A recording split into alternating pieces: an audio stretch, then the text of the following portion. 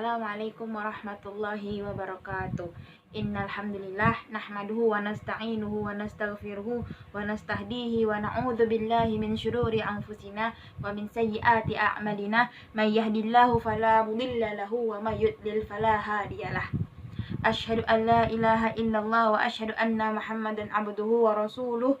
Allahumma shalli ala wa sallim wa barik ala Muhammad wa ala alihi wa sahbihi wa man ihtada bihuda ila yaumil qiyamah. Saya sayangi, berjumpa lagi dengan saya mentoring FSI, mentoring wajib FSI Qalbun Salim. Segala puji bagi Allah, seraya memujinya dan meminta pertolongan, pengampunan dan petunjuknya. Kita berlindung kepada Allah dari kejahatan diri dan keburukan amal kita. Barang siapa yang mendapat petunjuk dari Allah, maka tidak akan ada yang menyesatkannya, dan barang siapa yang sesat, maka tidak ada pemberi petunjuk baginya. Aku bersaksi bahwa tidak ada Tuhan yang wajib diibadahi, disembah kecuali Allah, dan bahwa Muhammad adalah Rasulnya. Semoga doa keselamatan tercurah pada Muhammad dan keluarganya, serta sahabat dan siapa saja yang mendapat petunjuk hingga hari kiamat. Teman-teman yang saya banggakan, walaupun pertemuan kali ini selalu dimulai dengan video ya, karena ini bagian dari upaya saya supaya menumbuhkan rasa simpati ke teman-teman, walaupun secara online tapi tetap ada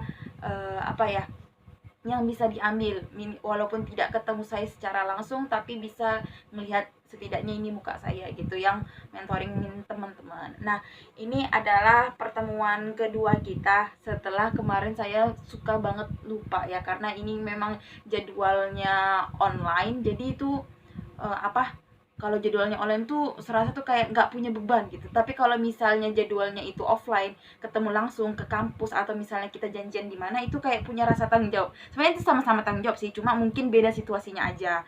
Kalau misalnya offline kan kita ketemu, bisa bertatap muka langsung, kalian bisa kenal saya gimana.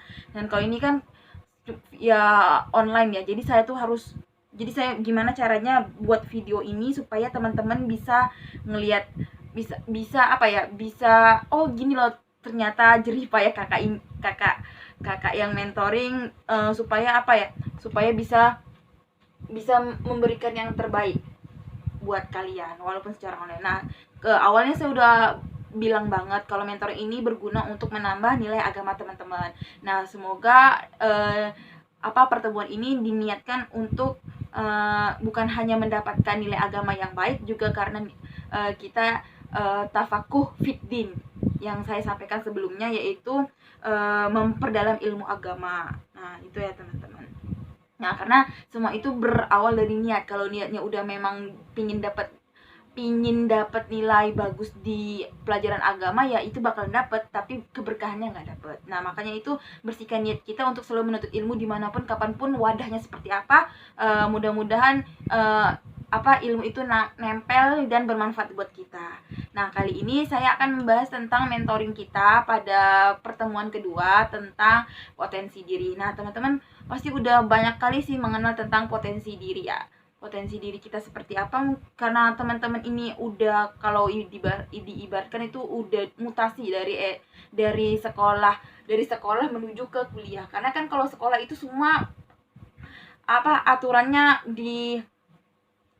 dibuat oleh sekolah tuh kan kayak ketat banget gitu. Teman-teman terjadwal. Misalnya bukan mindset sebagai anak sekolahan itu adalah ketika guru ngasih tugas, ini harus dikerjain. Tapi beda dengan kuliah. Kalau kuliah itu ini dosennya kasih bahan materi, nah terserah kalian mau buat kayak gimana. Misalnya nih, kayak ini ada pisang. Kalau misalnya anak SD kan, ini pisangnya dibuka dulu ya, gini.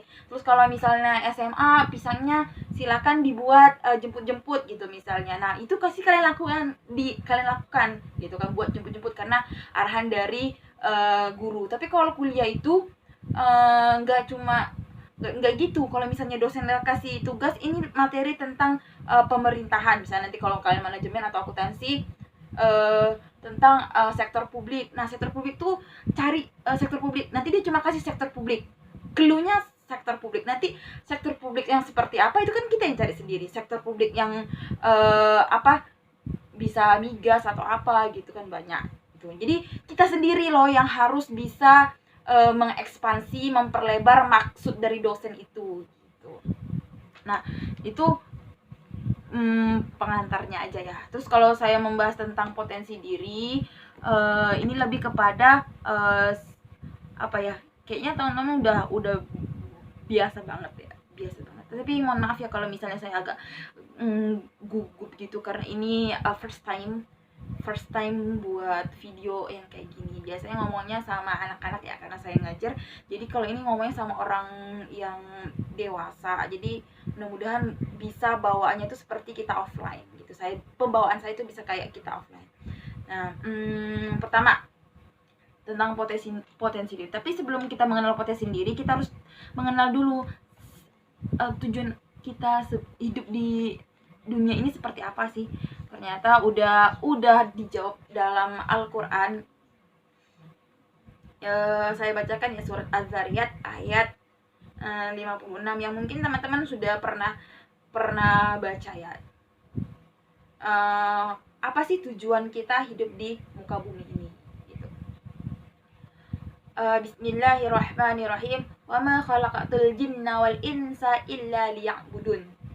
Yang artinya aku itu bertindak Allah ya, Allah tidak akan menciptakan jin dan manusia melainkan agar mereka beribadah kepadaku. Nah, kembali ke pokoknya itu, manusia itu diciptakan sama Allah itu tak lain hanya bukan itu untuk beribadah sama Allah gitu.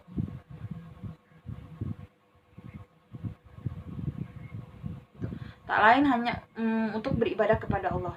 Nah, apa sih hubungannya dengan potensi diri? Nah gini, Allah itu menciptakan manusia itu udah sempurna banget. Nah, dengan kesempurnaannya, dengan penciptaannya dengan tangannya kita dua, manusia ini adalah penciptaan Allah yang paling sempurna gitu teman-teman. Kita itu punya mata lengkap, mata indah, tangan dua, terus malaikat kita nggak pernah tahu loh bentuk malaikat seperti apa, dan kita nggak boleh membayangin itu gitu kan ya. Nah, tapi yang istimewa dari manusia itu kita diberikan akal dan hawa nafsu. Makanya kita itu bisa membedakan antara yang baik dan yang benar gitu. Jadi dan juga kenapa harus kembali kepada dasarnya, awalnya penciptaan manusia itu diciptakan tak lain hanya untuk beribadah kepada Allah. Nah, itu fitrah kita. Nah, untuk bisa menjalankan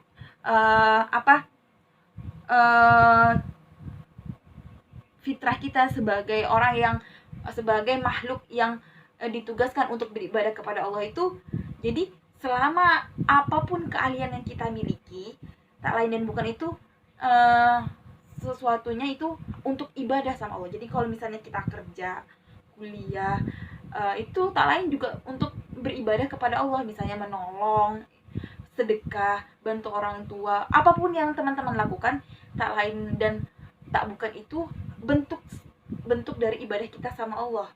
Jadi bentuk sama ibadah Allah tuh enggak hanya dari segi spiritual, tapi bisa segi jasad, badan. Jadi apapun yang kita lakukan itu apapun yang kita lakukan itu semata-mata untuk Allah. Tuh, ya. Nah, terus dan kita harus bersyukur itu akan penciptaan Allah yang itu. Penciptaan Allah terhadap kita yang sempurna ini, yang mulia ini gitu. Terus kembali kepada potensi gitu ya. Setiap manusia itu punya potensi dan keahlian yang berbeda-beda. Dan punya skill yang kalau diasah itu bisa menghasilkan sesuatu yang bermanfaat gitu. Jadi kalau misalnya pembahasan tentang how to find your potensi gitu kan ya, potensi itu pertama ada caranya. Bagaimana sih cara menemukan potensi itu seperti apa, dengan apa? Misalnya nih, kalian melakukan sesuatu itu dengan baik. Misalnya teman-teman suka yang namanya ngedesain.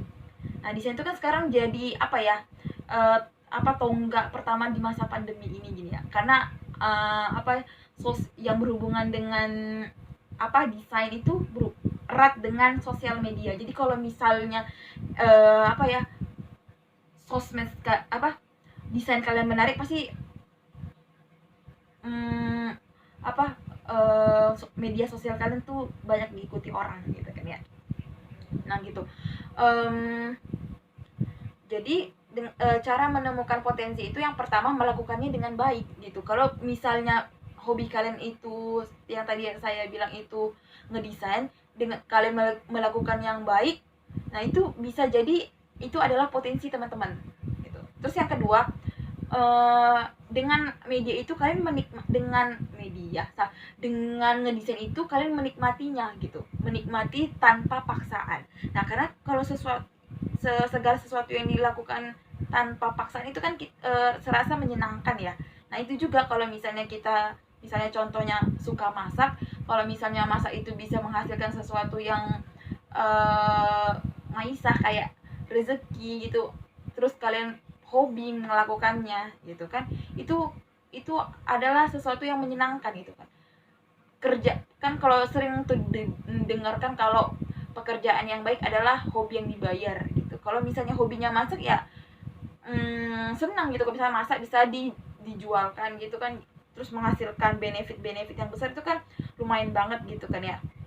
Nah, itu kan sesuatu yang menyenangkan. Nah itulah yang bisa ditemukan gitu. Kalau melakukan sesuatu tanpa paksaan, itu ini banget nih, ini gue banget gitu. Terus yang ketiga itu merasakan kepuasan tersendiri saat melakukannya. Nah misalnya kalau kayak masak atau ngedesain itu, kalau merasa kalian udah kayak semakin expert melakukannya, semakin bagus, itu kan berarti kita ngerasa puas gitu ya. Apalagi kalau misalnya puas itu terbayarkan. Nah jadi kalau puasnya itu terasa terbayarkan tuh kayaknya, oh ini loh passion yang saya butuh, passion yang ada pada diri saya. Nah itulah 3 cara menemukan potensi kita. Nah mudah-mudahan ini ada manfaatnya buat kawan-kawan. Mohon maaf kalau misalnya hanya sederhana, sedikit saja. Mudah-mudahan pandemi cepat berlalu dan kita bisa kembali beraktivitas secara normal, tidak ada batasan. Tapi teman-teman bersyukur akan kondisi saat ini, karena apapun yang Allah takdirkan kepada kita, insya Allah itu insya Allah kita sebagai orang muslim itu bisa mengambil hikmah dari apa yang udah Allah kasih kepada kita. Akhirul kalam, billahi taufiq wal hidayah. Mohon maaf atas segala kekurangan, karena yang benar itu datangnya dari Allah, dan yang salah itu berasal dari diri saya sendiri karena kedangkalan ilmu yang saya punya. Mudah-mudahan kita cepat bertemu di lain waktu. Terus berdoa, terus tetap melakukan hari-hari dengan produktif, terus mendoakan satu sama lain, jaga kesehatan. Billahi taufiq wal hidayah. Wassalamualaikum warahmatullahi wabarakatuh.